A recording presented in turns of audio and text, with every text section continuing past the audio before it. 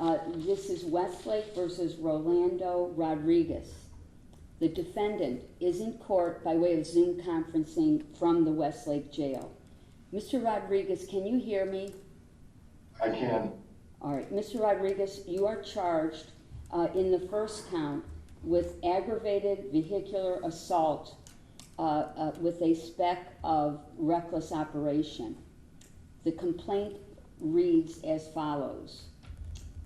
The complaint reads that on or about June 20th, 2023, in the city of Westlake, County of Cuyahoga, you did, while operating a motor vehicle, cause serious physical harm to another person as the proximate result of committing, while operating or participating in the operation of a motor vehicle, a reckless operation offense. To wit, Rolando Rodriguez, operating a 2013 Toyota Cruiser on Interstate 90 westbound near milepost 160, which was an active construction zone displaying construction signs, while operating his vehicle, disregarded the safety of persons or property and struck a construction worker who was within that work zone with the passenger side of his vehicle. Rolando Rodriguez failed to stop or remain at the scene after accident. The construction worker who was struck by Rolando Rodriguez sustained serious physical injuries, including head trauma and a compound leg fracture. Sir, that is the first charge against you. It is a felony of the 3rd degree. It carries with it a minimum of 2 to 8 years in prison, a $15,000 fine, and with a felony 3, there is a presumption of prison. The second offense is stopping after accident on a highway. That is a felony of the 4th degree.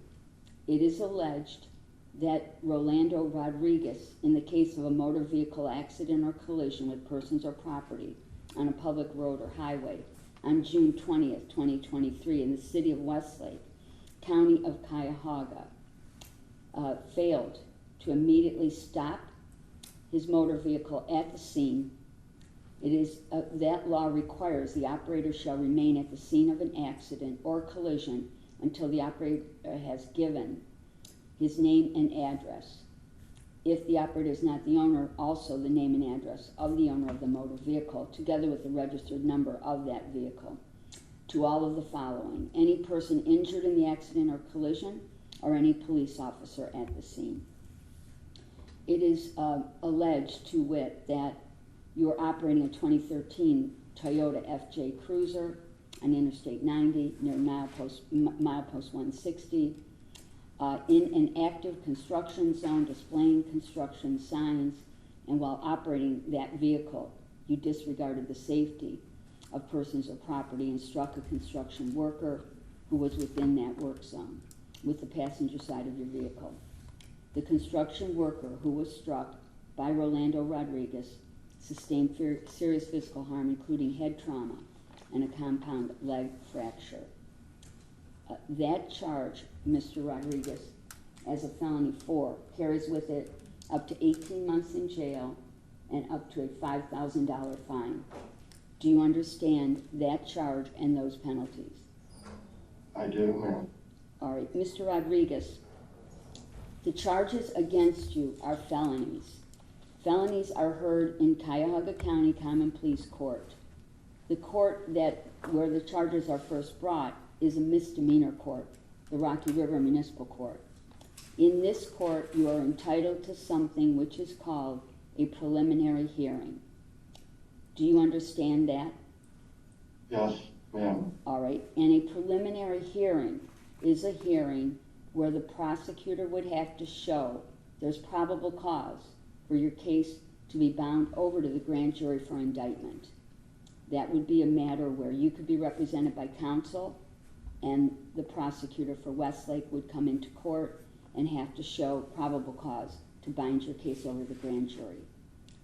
That hearing can be waived by you, and if it is waived by you, your case will go directly down to the grand jury and Cuyahoga-County, where it would then be concluded, either by trial or plea. Do you understand what your right is with respect to a preliminary hearing? I do, ma'am. All right. And let me ask you this. Are you an American citizen? I am. Do you understand Yes. you do have the right to have an attorney with you during this proceeding and all crucial proceedings of a case, including a court-appointed attorney?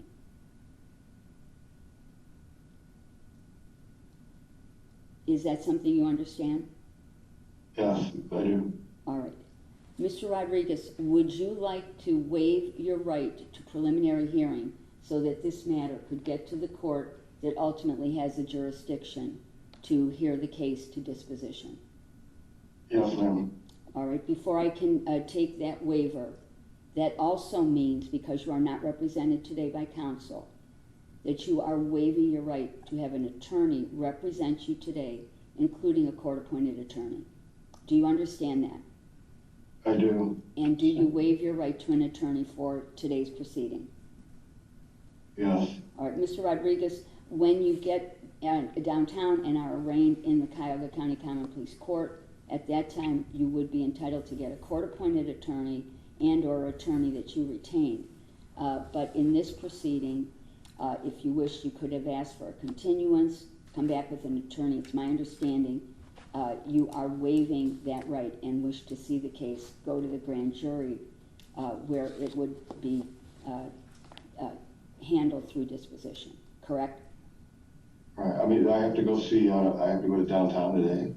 We are going to discuss that. If you're able to make it through from here, if not, then you're going downtown. the next matter we would be discussing would be bond and bond conditions. I'm going to go ahead and move, yes. And go consent there. This waiver of the attorney.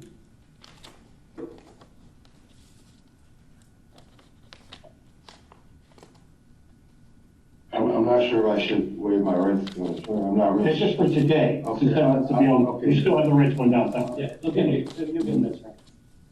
Where do I stand here? Right there. Both waivers are signed, Your Honor. All right, and I would first like to address the conditions of bond.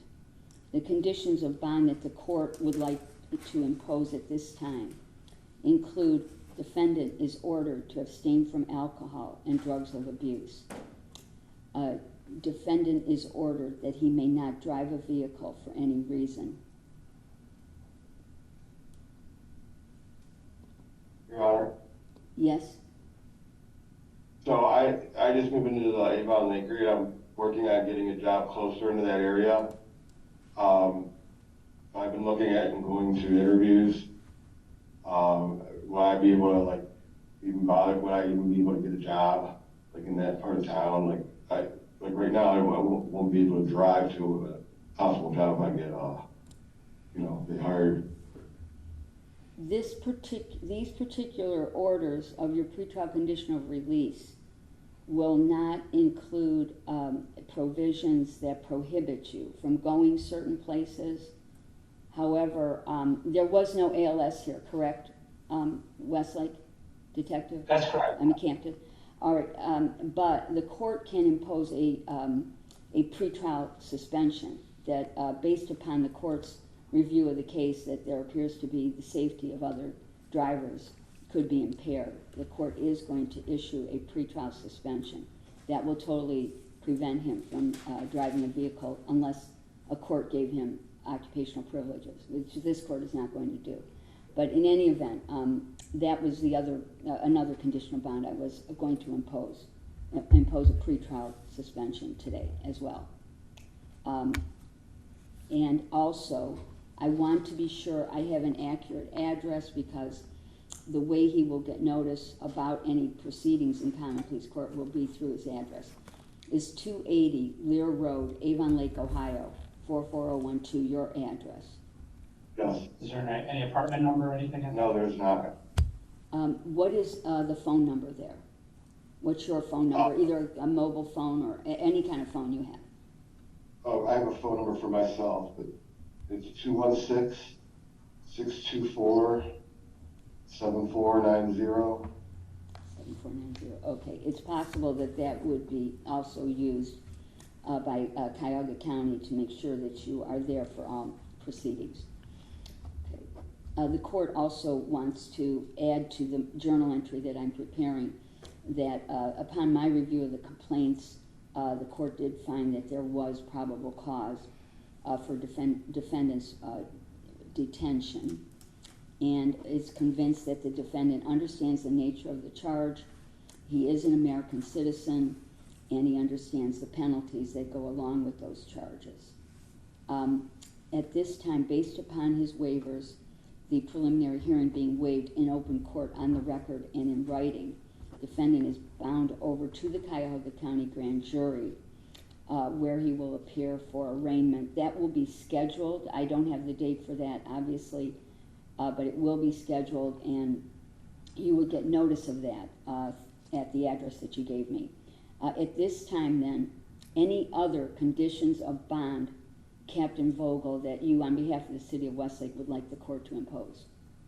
No, Your Honor. Our concern is with driving, so I appreciate you addressing that. All right, thank you. And can you address the subject of any kind of record the defendant may have, and perhaps enlighten the court on injuries sustained, so we can, I can get your recommendation also on what type of bond you'd be looking for? Yes, thank you, Your Honor.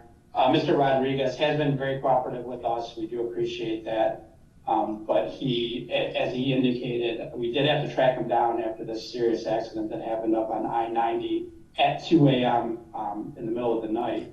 So my only thought process with that is his state of mind is different now than it is when he was driving his vehicle and struck a pedestrian on I-90 in the middle of the night.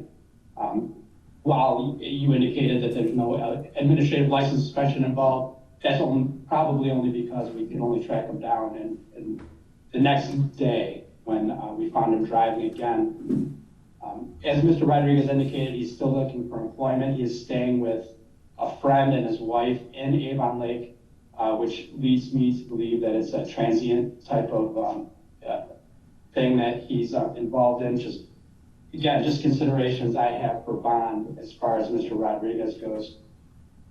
I expect that he would need some type of monitoring for alcohol use and driving where he's at. So with those considerations, they're asking for a $200,000 cash surety bond.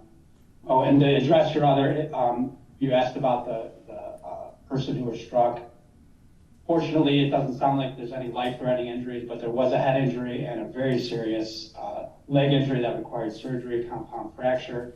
The person has been in and out of consciousness, so we have not been able to even administer their victim rights forms to them yet. So it was a serious injury that he should have known happened when it happened. Thank you very much, Captain. Captain, I have another question for you. So just so I have the full picture on this, you believe the accident happened about 2 a.m., and yet you did not apprehend him because of his fleeing until about what time? Next day, about almost 5 p.m. 5 p.m. So you could not give him any kind of testing that you would normally do if you were testing for alcohol or other impairment, correct? That's correct. Okay, because of the time lag Yes. there. All right, very good. The court at this time is going to add a bond condition. Defendant may only be released on a scram bracelet that would detect alcohol, and he's prohibited from use of alcohol by these orders, so he would go back to jail if there would be that type of violation. Additionally, I also see that this is a situation transient address, and then the fact of leaving that scene of the accident, which shows that he is a flight risk, and based upon those considerations, the court is going to follow your recommendation. $200,000 cash or surety bond is set, and this matter is turned over at this time, bound over to the Cuyahoga County Grand Jury for indictment. And that concludes this matter. Thank you very much.